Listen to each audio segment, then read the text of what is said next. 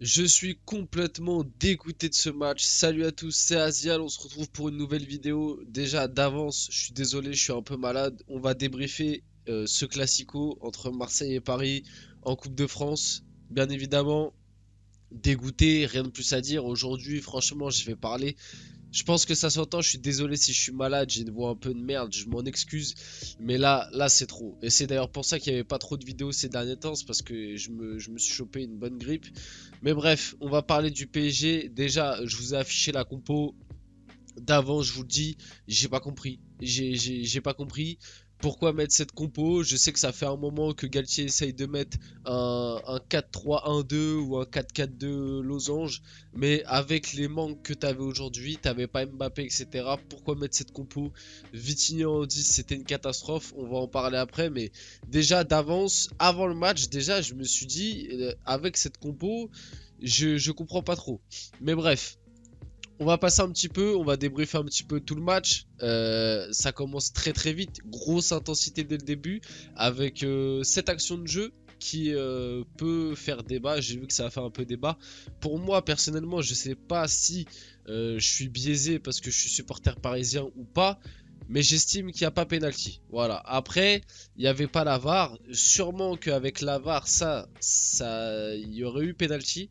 Moi personnellement, j'estime que Hakimi, il fait pas de geste pour agrandir son espace et en plus, il voit pas où part le ballon. Donc bon, voilà, pour moi, le penalty pas sifflé, c'est pas un scandale. Après, avec la VAR, il aurait pu être sifflé et bon, c'est vrai que ça touche son bras, mais c'est pas un scandale. Ensuite, bon, désolé pour la qualité de l'image qui est pas ouf, mais j'ai pas réussi à trouver mieux sans être copyright, sans prendre un strike. Ramos qui provoque un penalty, Marseille qui met une intensité de fou. Et ça me rend fou parce qu'en fait, Paris, à chaque fois qu'on joue une équipe qui met un peu d'intensité, que ce soit en Ligue 1, en Ligue des Champions, on est nul, on est nul, on sait pas répondre à l'intensité parce qu'au milieu de terrain, on est catastrophique. Derrière, on a les genoux qui tremblent. Et c'est terrible. Et aujourd'hui, devant, t'avais que Neymar et Messi, t'avais aucune profondeur. T'avais de la profondeur qui essayait d'être apportée avec tes latéraux. Mais pareil, aujourd'hui, Hakimi, il a pas été bon. Aujourd'hui, Hakimi, il s'est fait complètement bouffer par Kolasinac.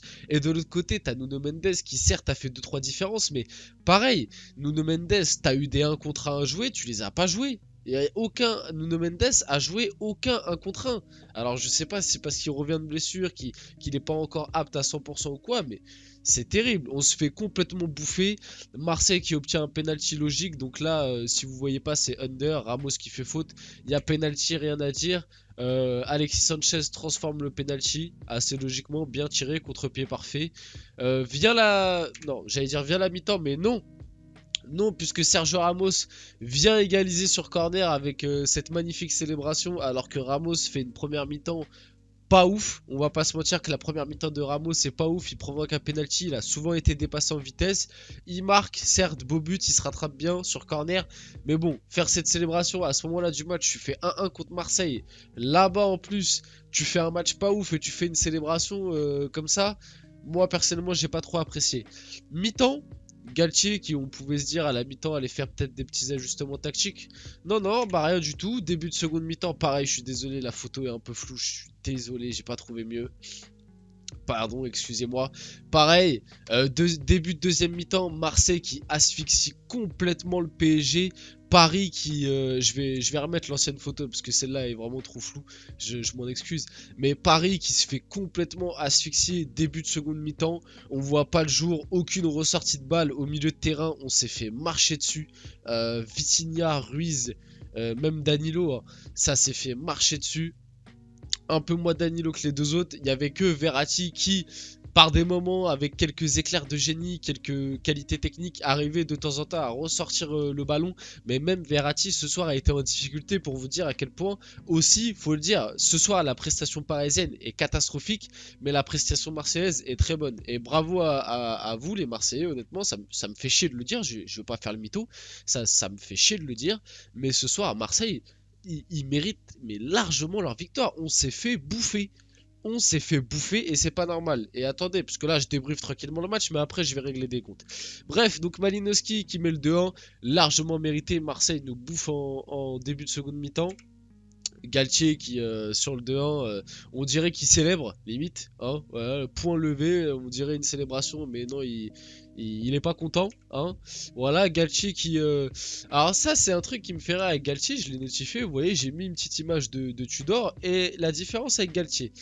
Tudor, pour moi, la différence entre un très bon coach qui sait amener un groupe vers le plus haut de son niveau et un coach qui on ne sait pas ce qu'il fait.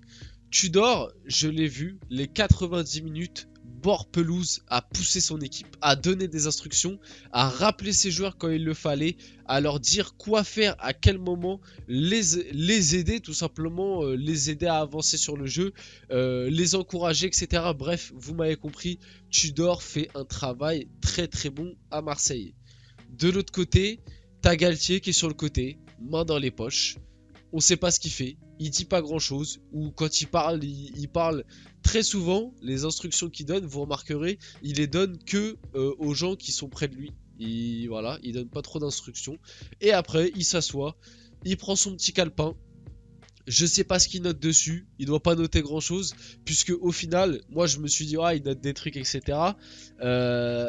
J'ai mis une petite photo de Vitinha pour symboliser le milieu de terrain. Parce que Vitinha ce soir, il a été catastrophique. On va pas se mentir que la performance de Vitinha ce soir, elle est catastrophique. Mais est-ce que on peut lui en vouloir? Un peu oui. Mais en vrai, les gars, Galtier ce soir, il a fait jouer Vitinha en 10. Vitinha, c'est pas du tout un 10. Et en plus, il a pris un marquage individuel de Valentin Rongier. Et Rongier l'a bouffé. Hein. On va pas se mentir que Rongier l'a bouffé. Vitinha ce soir a été très mauvais. Tout comme Ruiz. Hakimi que j'ai trouvé mauvais aussi. Ramos qui je trouve a pas été bon. Franchement ce soir les points positifs côté PSG c'est on va dire entre guillemets Donnarumma, même s'il prend 2 buts, je trouve quand même qu'il a su être rassurant à certains moments. Marquinhos qui honnêtement vu le pressing et les occasions marseillaises ce soir, on peut pas en vouloir à Marquinhos. Honnêtement, moi je trouve que Marquinhos ce soir, ça a été l'un des plus. L'un qui s'est le plus battu, qui a le plus voulu gagner, honnêtement. Même à un moment, il se projetait, il était limite ailier droit. Franchement, rien à dire ce soir. Il fait pas un excellent match, mais c'est l'un des seuls qui, en tout cas, avait cette envie de gagner. Parce que le reste, c'est compliqué ce soir, le reste. Franchement, Hakimi, il était sur une bonne lancée. Ce soir, il n'a pas été bon. Ramos, il marque un but, certes, qui nous remet dedans, mais il provoque le penalty. Et au-delà de ça, je ne l'ai pas trouvé incroyable. Les limites même mauvais, souvent dépassé physiquement. Mendes, c'est pareil. Mendes, en fait, il est super fort, mais pas assez de prise de risque. Plusieurs fois, tu avais un 1 contre 1 joué contre Caboret ou contre Klaus. Mendes, il va plus vite qu'eux. Normalement, un Mendes en pleine forme, il t'aurait fait des différences. Là, ce soir, il l'a pas fait. Je sais pas si c'est parce qu'il revient de blessure ou quoi, mais bref. Au milieu de terrain, catastrophe. Et puis devant, Neymar qui fait une première mi-temps pas bonne. La deuxième mi-temps est un peu mieux. Et Messi, je l'ai mis après. Voilà, je les ai mis, Neymar et Messi. Oui, Neymar fait une première mi-temps mauvaise. Il fait une bonne deuxième mi-temps avec beaucoup de combativité, beaucoup de remontées de balles. Mais le souci de Neymar et Messi ce soir, c'est qu'ils n'ont pas le mec devant à qui distribuer des ballons. Et c'est pas la rentrée d'Ekitike que j'ai mis juste là. Et j'ai mis cette image pour aussi en parler. Regardez ce qui est devenu le PSG. Regardez ce qui est devenu le PSG. On perd 2-1 à Marseille. On doit faire des changements pour aller gagner un résultat. À l'OM, qui est deuxième du championnat, on n'a rien d'autre sur le banc que faire entrer Ekitike et Warren Zaïre-Emery. Alors, ils sont jeunes, ils ont du potentiel, ça on sait. Mais c'est pas assez. Même si Zaïre Emery fait une bonne rentrée. Hein. Honnêtement, Zaïre Emery fait une très bonne rentrée. Ekitike, bon, la rentrée est pas bonne. Voilà. Un peu comme d'hab, même, j'ai envie de dire. Mais voilà, qu'est-ce qu'on est devenu? Qu'est-ce qui est devenu le PSG? Et c'est pour ça, je vais en revenir aussi à Galtier. Galtier qui en conférence de presse vient te dire, non, l'effectif me convient, on n'avait pas besoin de nouveaux joueurs, à part un renfort offensif.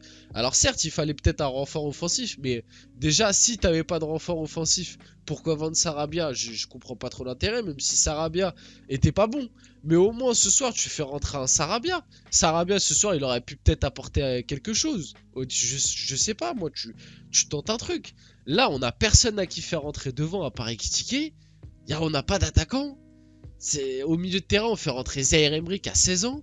Je l'ai pas mis, mais on a fait rentrer Carlos Soler qui a été catastrophique. Et en fait, ce soir, le match de Messi et Neymar, honnêtement, si on doit être honnête et un peu objectif, moi j'ai envie de dire que leur match est moyen. Mais honnêtement, le match de Messi et Neymar, il est bon. Faut être honnête, le match de Messi et Neymar, il est bon. C'est juste qu'ils ont personne devant eux. Messi et Neymar, c'est des créateurs. C'est pas des mecs qui vont être point de fixation dans la surface, qui vont être des renards des surfaces. Aujourd'hui, au PSG, t'as pas de numéro 9. Et même quand Mbappé il est là, on n'a pas de numéro 9. Et ça, c'est un problème qu'on a depuis 3 ans au moins maintenant. C'est que Messi et Neymar, vous voulez qu'ils s'appuient sur qui ce soir? Messi, il se retourne, il élimine un joueur, deux joueurs, il a personne devant lui, il est tout seul. À part la décaler sur les côtés à Hakimi et Mendes qui, après eux, ils peuvent pas centrer parce qu'il y a personne. On est stérile. Voilà, et je l'ai mis à la fin, j'ai mis Mbappé à la fin parce que je vais terminer la vidéo, même si j'ai encore plein de trucs à dire. On pourra en faire d'autres vidéos sur le mercato qui a été mauvais. Ce soir à la compo que je comprends pas, l'équipe mauvaise, le milieu c'est catastrophique, les recrues de cet été, il y en a aucune recrue qui est arrivée cet été qui donne un semblant de satisfaction, aucune, entre Carlos Soler, invisible, Renato, tout le temps blessé et quand il joue, c'est pas ouf. Fabian Ruiz, un match sur deux. Vitinha, il a commencé très fort, depuis il s'est complètement écroulé. Ekitike, c'est catastrophique. Je sais pas si j'oublie une recrue, mais. Enfin bref, voilà, c'est trop faible. Mukiele, pareil, qui est blessé en ce moment et qu'on a trop peu vu.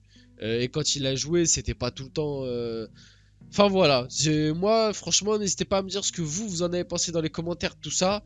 Je suis dégoûté qu'on ait perdu ce match. Encore une fois, ça fait 2 ans d'affilée qu'on va pas aller chercher la Coupe de France. Pour un club comme le PSG, faut se réveiller. 2 années d'affilée sans Coupe de France, c'est catastrophique. Pour un club comme le PSG, c'est catastrophique. Bref, c'était Asial, on se retrouve très rapidement pour une prochaine vidéo. Le like, le commentaire, le partage si ça vous a plu. N'hésitez pas à me dire ce que vous en avez pensé dans les commentaires. On se retrouve très rapidement pour une prochaine vidéo.